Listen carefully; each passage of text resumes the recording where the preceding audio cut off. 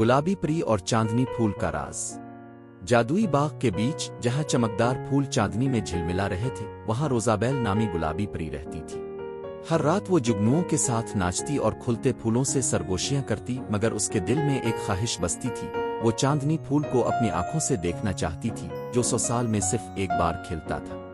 एक शाम वो एक चमकते हुए मशरूम पर बैठी आसमान को देख रही थी, जब करीब बैठे बूढ़े उल्लू ने कहा, आज वो रात है, चांदनी फूल आधी रात को खिलेगा, मगर ये चांदी की नदी के इस पार एक छपी हुई वादी में है। रोज़ाबेल का दिल खुशी से धड़कने लगा। मुझे सूरज निकलने से पहले इसे तलाश करना होगा।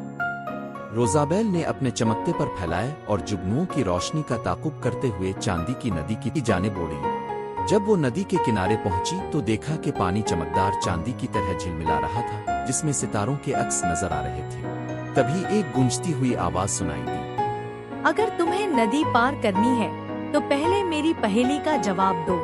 ये पानी की जादुई रूह थी, जो चमकते हुए धुएं की शक्ल में नदी के ऊपर तीर रही थी। मैं कोशिश करूंगी, रोज़ाबेल ने नरमी से कहा।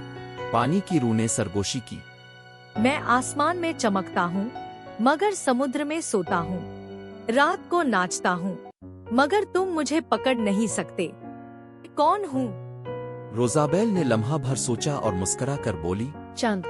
पानी की रूह ने खुश होकर कहा, सही जवाब। अब तुम जा सकती हो।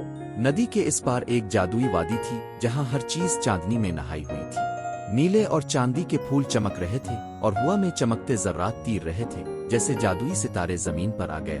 वादी के दरमियान एक लंबी बैल खड़ी थी, जिस पर एक बंद कुल्ली थी, चांदनी फूल। रोज़ाबेल ने खुशी से आंखें बंद की। मैंने इसे ढूंढ लिया।